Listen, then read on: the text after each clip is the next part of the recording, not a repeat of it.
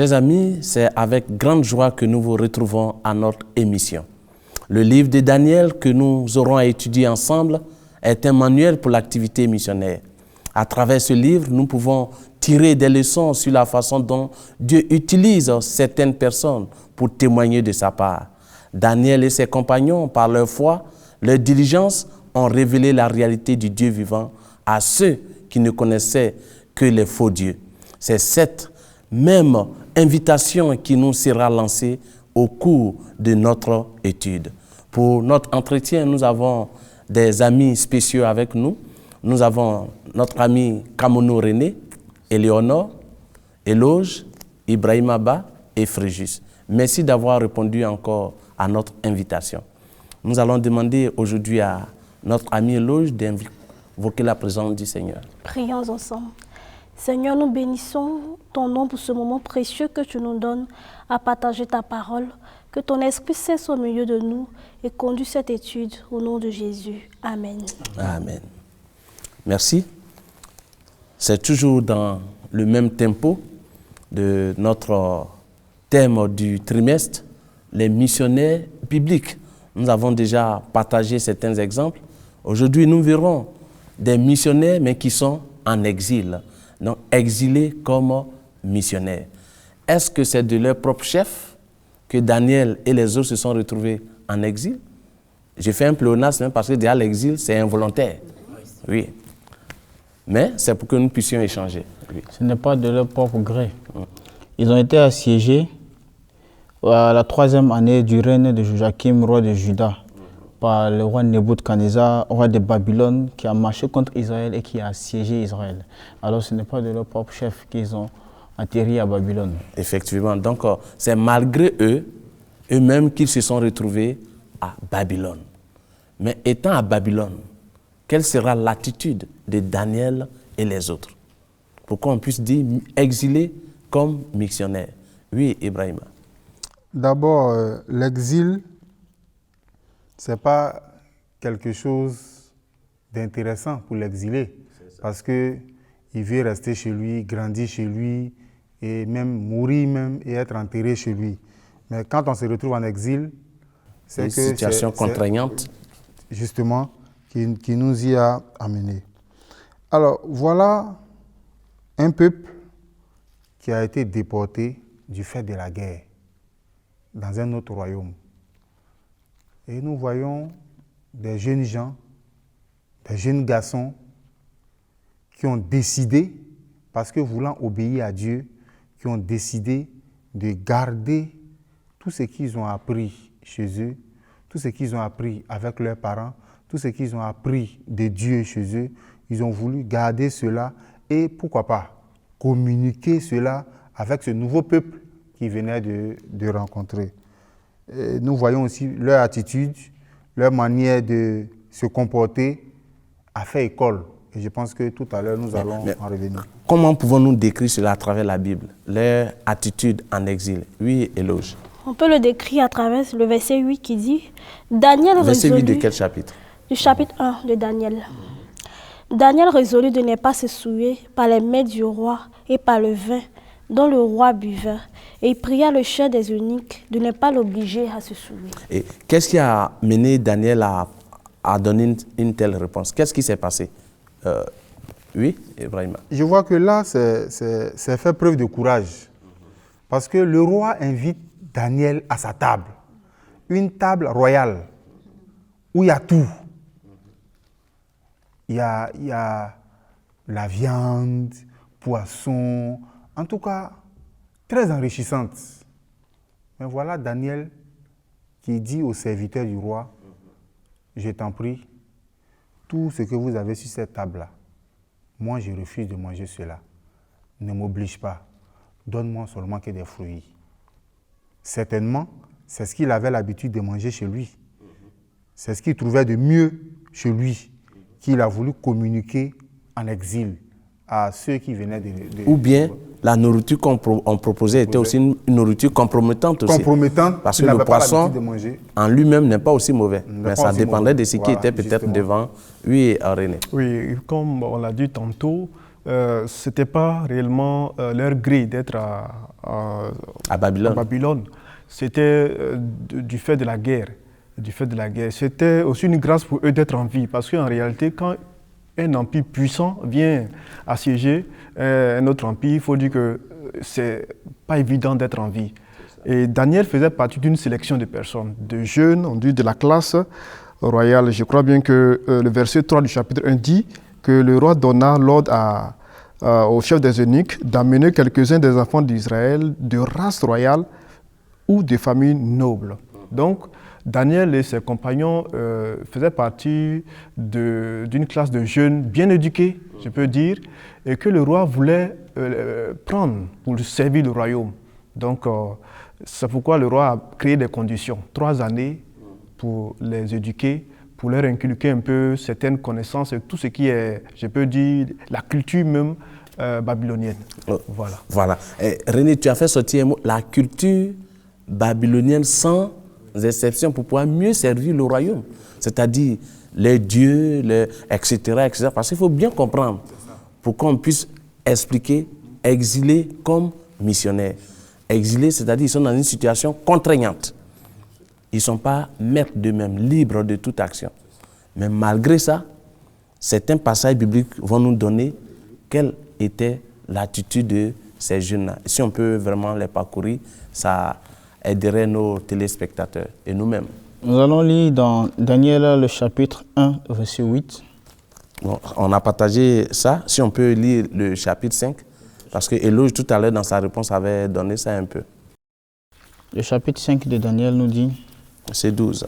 verset 12 nous dit, parce qu'on trouva chez lui, chez Daniel, nommé par le roi Belchazzar, un esprit supérieur de la science et de l'intelligence, la faculté d'interpréter les songes, d'expliquer les énigmes et de résoudre les questions difficiles. Que Daniel soit donc appelé et il donnera l'explication. Ok. Donc nous voyons que malgré qu'ils soient en exil, ils faisaient tout pour être toujours des enfants et des serviteurs du Dieu vivant. Et je voulais dire quelque chose. Ça, c'est un témoignage. Parce Bon, que nous allons arriver Ok, au témoignage. Ok. D'abord, quand ils sont arrivés en exil, qu'est-ce qu'ils ont montré comme caractère d'abord? C'est ça. Parce que c'est le caractère qu'ils ont montré et après la suite viendra. Oui, Ils ont Frédéric. été intègres, ils ont été fidèles à ce qu'ils ont eu comme enseignement, comme doctrine, comme culture, ce qui les impose face à une autre éducation et ce qui les présente comme des personnes de fidélité en qui on peut avoir confiance. Parce que malgré qu'ils soient esclaves, ils n'ont pas peur de dire en face que voilà comment nous on est, on ne peut pas accepter ça. Donc, se retrouver en terre étrangère ne doit pas être une raison pour diluer nos L'intégrité, principes, nos principes. notre foi. Être en terre étrangère n'a pas de force pour nous amener à faire quoi? À changer, mais rester fidèle comme une boussole. Oui, Éloge. Pour appuyer cela, le verset 4 du chapitre 6 nous dit « Alors les chefs et les satrapes cherchaient l'occasion d'accuser Daniel en ce qui concerne les affaires du royaume. Mais il ne peut trouver aucune occasion, ni aucune chose à reprendre, parce qu'il était fidèle et qu'on n'apercevait chez lui ni faute, ni rien de mauvais. » Donc, ils ont essayé, oui. oui, je voulais aller un peu dans le même sens que notre ami. Quand nous prenons notre Bible, au verset 8, on nous dit, chapitre 1, au verset 8, « Daniel résolut de ne pas se souiller par les mets du roi et par le vin dont le roi buvait. Et il pria le chef des eunuques de ne pas l'obliger à se souiller. » Très souvent, nous disons, quand tu vas à l'étranger, tout ce qu'on te donne, il faut manger. Parce que c'est ce qu'on a l'habitude de dire. C'est ça. Que tu es un étranger, si le village se couche à droite, toi aussi, il faut te coucher à droite. Si les villageois se couchent à gauche, toi aussi, il faut se coucher à gauche. Mais c'est une erreur. C'est une erreur. Tu as tes habitudes. Tu as ta manière de vivre. Et ça peut servir de témoignage. Daniel a dit, je ne vais pas manger ce que le roi mange. Peut-être qu'il a vu que dans tout ce que le roi mangeait, il il y avait des choses que lui, Daniel, il n'avait jamais mangé. Ou que peut-être par rapport aux connaissances qu'il avait apprises, c'est des choses qu'on ne devait pas manger. Et c'est quelqu'un qui n'avait jamais bu. Donc il pouvait se dire, mais nous sommes en exil, tous nos parents là sont là. Donc ça là, je peux boire, est-ce que les parents même peuvent parler? Tout le monde est esclave ici. Donc je peux faire ce que je veux. Mais il a dit non, je n'ai pas eu cette éducation-là. Ce n'est pas ici, je vais l'avoir. Donc je préfère rester tel que je suis et tel que je l'ai toujours été. Ce que j'ai l'habitude de boire, si c'est de l'eau, je vais boire de l'eau. Ce que j'ai l'habitude de manger, ce sont des fruits, j'ai moyen de fruits. Mais on a vu que ça payait. Parce qu'au verset 5, qu'est-ce que le roi dit? Au chapitre 5, au verset 12. Il dit, parce qu'on trouva chez lui, chez Daniel, nommé par le roi Belshazzar, un esprit supérieur. Et il ne s'est pas arrêté là. De la science et de l'intelligence, la faculté d'interpréter les songes. Voilà que le roi est dans une situation difficile. Et c'est ce qu'il a... On arrive maintenant sur voilà. les témoignages. Les témoignages, donc, ok. On laisse ça un peu. Donc, exilés comme missionnaires, ils n'étaient pas les seuls jeunes hébreux, mais on parle seulement des 4. Voilà pourquoi on leur attribue le nom de missionnaires. C'est que les autres ont fait quoi? Oui, Éléonore. Les autres se sont peut-être laissés entraîner parce que, tel que nous nous connaissons, nous les hommes, imaginons, moi chrétien, je me suis donné à Dieu, je travaille dans la maison de Dieu, je chante à la chorale, je prêche.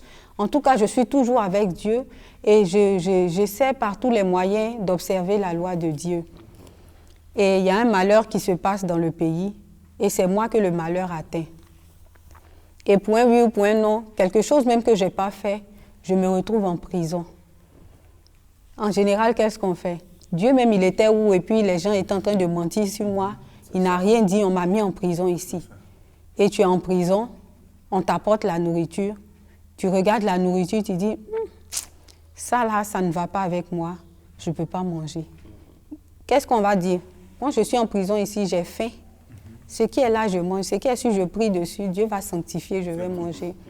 C'est ce qu'on a l'habitude de dire. Ça fait rire, mais c'est ce qu'on a l'habitude de dire. Alors qu'il faut qu'on comprenne une chose. Tout ce que Dieu veut pour nous, c'est que nous soyons bien. Dieu nous aime. Alors, il ne nous met pas dans des situations pour nous tuer, non. Il nous met dans certaines situations pour nous aider à nous corriger, pour nous aider à nous améliorer. Et pendant que nous nous corrigeons et que nous nous améliorons, nous aidons aussi ceux qui sont autour de nous.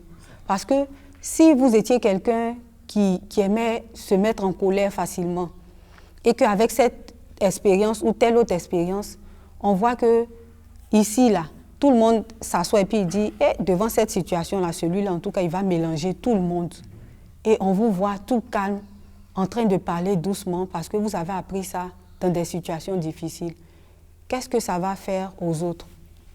Ah, il a changé, vraiment. Et puis, ils vont s'approcher de vous pour savoir, mais qu'est-ce qui s'est passé, mon frère? Voilà ce que je voulais dire. Donc, Dieu utilise des situations, non seulement pour nous aider nous-mêmes, mais pour aider ceux qui nous entourent. Ok.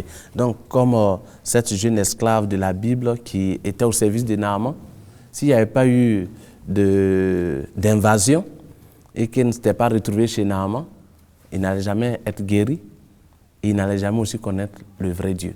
Donc, à travers l'expression de leur caractère de chaque jour, quels résultats avons-nous obtenus avec Daniel et ses compagnons à Babylone? Oui, René. Effectivement, nous voyons que l'empereur même voulait des gens pour les mettre au service de la nation. Et aussi, ils avaient reçu une éducation, une certaine base qui pouvait faire d'eux aussi des gens utiles à la nation. Au terme de 3 ans? Oui, au terme de 3 ans, ils sont devenus, le verset 10, verset 17 du chapitre 1, Dieu accorda à ces 4 jeunes gens de la science, de l'intelligence, dans toutes les lettres et de la sagesse. Au terme fixé, on les amena devant le roi, et le roi s'entretint avec eux et trouva qu'ils étaient plus intelligents que les autres. Donc pour dire qu'effectivement, quand nous voyons, il y a certaines choses, Aujourd'hui, peut-être nous n'allons pas nous trouver dans un contexte peut-être aussi malheureux comme je parle du cas d'une guerre, mais l'école, aujourd'hui, l'école, bon, quand je dis l'école en général, c'est le lieu où on va s'instruire. Mais il se trouve par moment que ça devient un carrefour où on doit choisir. Est-ce que l'école qui met Dieu de côté, l'éducation qui met Dieu de côté, qui bannit je veux dire, la parole de Dieu, les principes divins, est-ce que cette éducation-là peut faire de moi un agent utile à la nation? Voilà un peu la question que nous pouvons nous poser. Mettre Dieu de côté amène à un échec total. C'est ça. Voilà. D'accord. Merci beaucoup.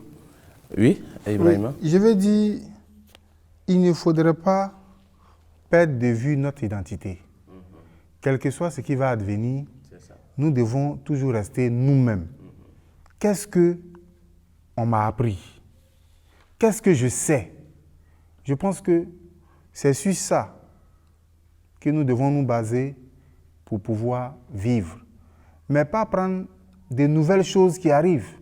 Parce que nous pouvons être confrontés à une situation de voyage, par exemple.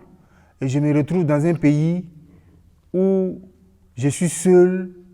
Et puis bon, les autres, ils n'ont aucune connaissance de Dieu. Ils vivent une vie assez exceptionnelle. Et puis bon, je me dis, bon là, bon, mes parents ne me voient pas. Bon, mes amis du quartier avec qui j'avais l'habitude d'échanger, ils ne sont pas là. Bon, je suis seul avec de nouveaux amis. Bon, qu'est-ce que je fais? Est-ce que je dois toujours rester comme je suis ou bien est-ce que je le suis? Donc bon, généralement, en pareille situation, on les suit. Parce qu'on dit, si je ne les suis pas, je vais rester sans amis. Or, on ne sait pas que peut-être qu'en restant nous-mêmes, on peut changer ces personnes-là.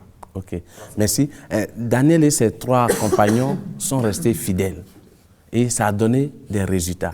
Est-ce que pouvons-nous donner quelques témoignages de leur vie de missionnaire étant en exil, de ce qui s'est passé? Ils sont restés fidèles et on a vu que les gens ont remarqué et ont observé que vraiment Dieu était avec eux. Oui, Frégis. Et il y a eu dans le royaume de Babylone, dans la cour du roi, une compétition qui allait montrer que la manière avec laquelle le roi nourrit son peuple était la meilleure manière. Mais Daniel et ses compagnons ont montré le contraire en ayant une nourriture selon leur éducation et selon ce que Dieu instruit. Et ces personnes-là, Daniel et ses compagnons ont montré que la manière avec laquelle eux, ils sont éduqués est une très bonne chose. Donc par leur alimentation, ils ont montré que les principes divins étaient les meilleurs principes dans l'alimentation.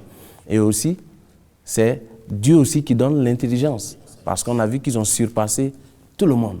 Mais ce n'est pas seulement à Babylone qu'on a reconnu les choses. On a vu quand le roi Nebuchadnezzar a élevé ses statues, les enfants sont restés, les amis de Daniel sont restés fidèles. Et le roi lui-même a fait quoi? A témoigné. Lorsqu'on les a jetés dans la fournaise, il y avait une quatrième personne qui est apparue. Et il a reconnu que c'était la face de qui? Du Fils de Dieu. Et ça encore, c'est un autre témoignage. Et puis, je pense qu'il y a Daniel aussi. Oui, effectivement, dans la fosse au lion, parce que Daniel était fidèle à Dieu, il priait son Dieu 3 fois le jour. Et les gens pensaient que cette façon de faire ne le rendait pas, je peux dire, compétent dans son travail, puisqu'il occupait un haut rang. Mais Dieu a démontré que quand on reste fidèle à l'Éternel, même quand on est dans la fournaise ou on est dans la détresse, je peux dire dans la fosse au lion, il est celui-là même qui nous fait sortir.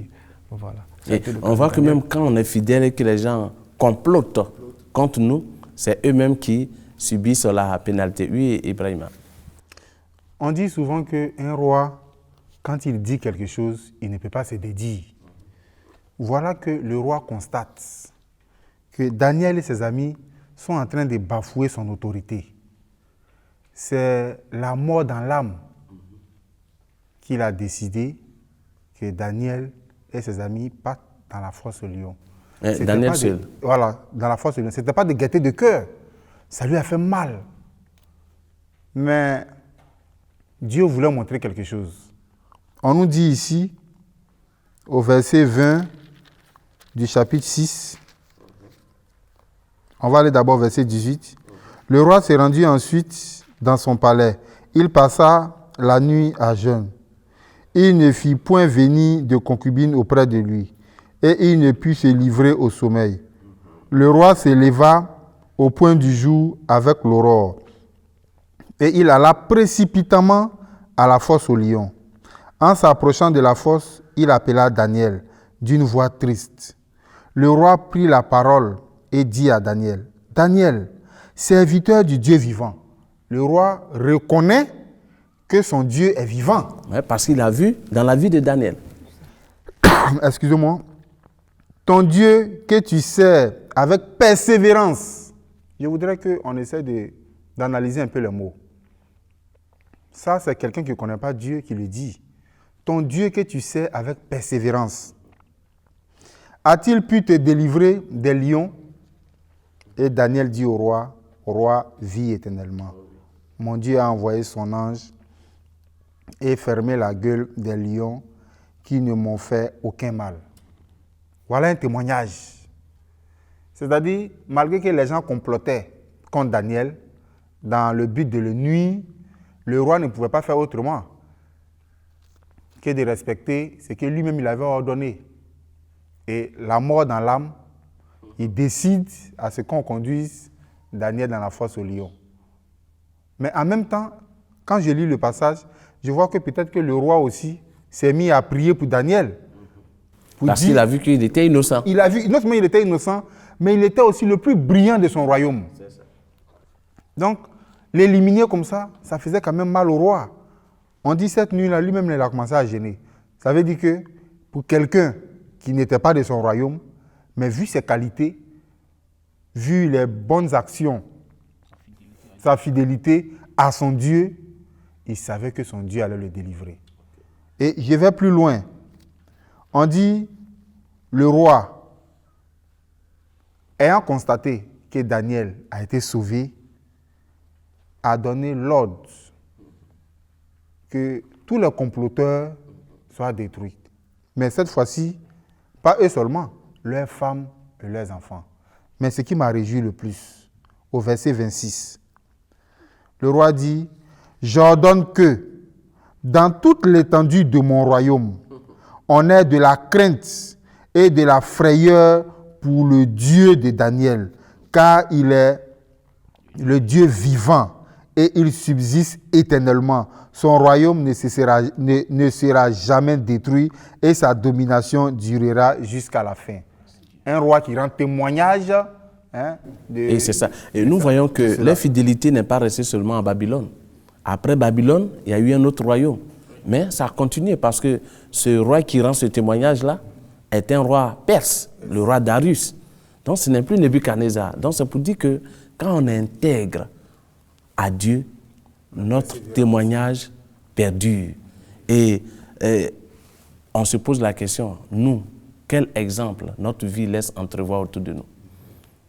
Est-ce que les gens peuvent dire, ayez de la frayeur pour le Dieu de Pasteur Tano, d'Ibrahim, d'Éléonore? Est-ce que les gens peuvent dire ça? Parce que notre vie est une vie mitigée, on n'est pas fidèle, on vacille par moments. Et nous nous approchons vers la fin, mais si on a encore d'autres choses à ajouter. Vous avez parlé d'intégrité. En fait, les hommes que Dieu recherche, ou bien les hommes dont nos nations ont besoin, ce sont des hommes qui ne sont ni intégristes, ni fanatiques, qui ne sont pas poussés à l'extrême, mais qui craignent Dieu et qui sont réellement des bâtisseurs. C'est-à-dire des gens qui, en posant des actes, amènent le peuple ou bien amènent les gouvernants à se dire, mais tiens, des hommes comme si on en a besoin. Okay. Voilà. Mais est-ce que c'est seulement Daniel et ses compagnons? Est-ce qu'on a d'autres personnes qui, étant en exil même, dans des conditions périlleuses, sont restés quand même fidèles, du moins étaient des missionnaires pour Dieu? Oui, Fréjus. Il y avait notre ami Joseph dans la Bible, qui a été aussi un témoignage dans la cour de Pharaon. Mais le point qui m'intéresse, c'est que des personnes qui ont été des missionnaires, que ce soit exilés, ces personnes ont travaillé dans la cour des rois. Parce que les rois sont ceux qui sont les images que le peuple suit. Donc l'ordre que le roi donne, c'est ce qu'on fait. La servante de Naama, Daniel et ses compagnons, Joseph et Moïse sont des personnes qui ont été dans la cour des rois. Donc nous ne devons pas avoir peur de pouvoir parler aux autorités de nos pays de la puissance de Dieu. Nous devons être aussi intègres pour que ces personnes-là disent au pays, voilà celui qu'on doit suivre maintenant. Et même Esther, avec le roi Assyrus. Oui, un dernier mot de votre part. Je vais dire que les rois, généralement, ils sont opportunistes. Un roi ne va jamais se lier d'amitié avec quelqu'un qui a une connaissance faible. Il regarde dans son royaume quelqu'un d'intelligent, quelqu'un qui peut l'aider dans les moments difficiles, parce qu'en tant que roi, il est amené aussi à prendre certaines décisions assez difficiles, donc il a besoin de conseillers.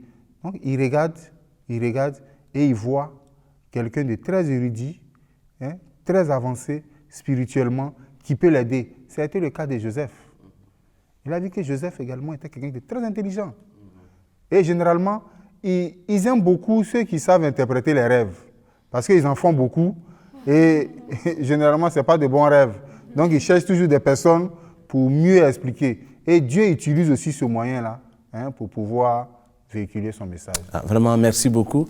Et ce que nous pouvons retenir avec tout ce que vous avez eu à dire est que les circonstances peuvent nous amener à être sur une terre étrangère.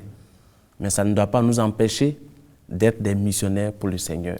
Parce que partout, Dieu a besoin de faire connaître son plan de rédemption à ceux qui sont encore dans les ténèbres. Merci et que Dieu vous bénisse.